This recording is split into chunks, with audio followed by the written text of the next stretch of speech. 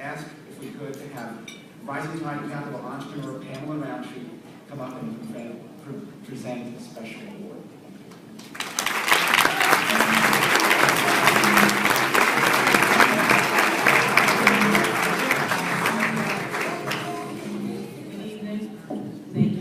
My name is Pamela Roundtree, and I'm the owner and CEO of NewBody.NewMind Living. When I was younger, my grandfather and most of his siblings passed away from strokes, heart attacks, and diabetes. A few years ago, I found myself going down the same path, and I realized that these health issues are caused by lack of exercise and poor nutrition. I took charge of my health, joined the gym, and discovered self-respect and self-confidence. I lost 75 pounds and stirred my passion for health.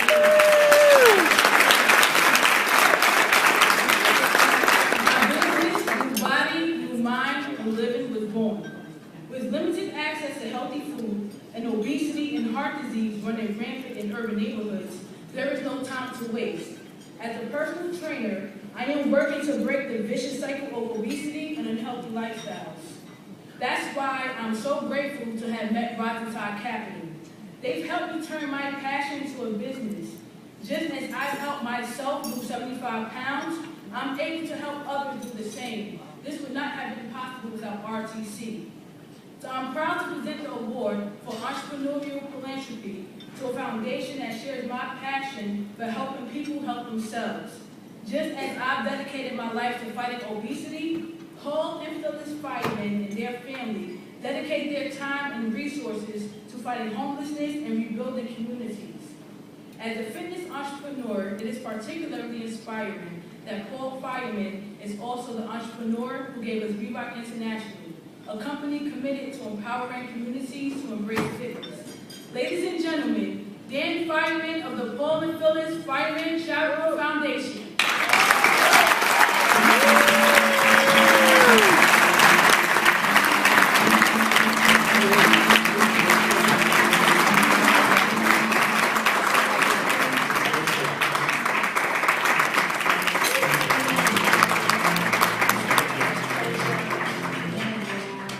Thank you. This amazing honor, and thank you for having us on it tonight. What can I say? When I listen to Ahmed and I listen to Jeffrey, there are a couple things that come to mind. First, Ahmed's exactly right. Being an entrepreneur is very hard. You got to get used to being, told no all the time. You have to be persevering. Not only do you have to have a great idea, but you have to find the capital. You have to find people that want to work with you, and you have to get them passionate about this idea. And then you got to make it work. It takes a long time to become successful. Most entrepreneurs, it takes years and they're barely surviving. And then all of a sudden something crystallizes, and all of a sudden it works, and you're making money, and things happen. And then you get people that want to give you money instead of asking them for money. And it just sort of turns around. So I think, what's interesting, I grew up with a very entrepreneurial family. My father started Reebok, and I grew up, he was about 10 or 11 years old when we started Reebok. And really took off in high school. And having lived through that experience, seeing the ups and downs, and obviously it had a rocket ship, in the 80s and 90s, and then it sort of had its downs and then back ups. And thankfully we sold on one of the ups versus one down. But once an entrepreneur has success, there's no question that is their philosophy, that's their religion. So everything we've done, and even myself, and I've gotten this debate with my father for years over what is the definition of an entrepreneur. I went to Babson and got my MBA there, which is one of the highest regards for entrepreneurship in the country. And he would always say, oh, you can't be an entrepreneur unless you have nothing.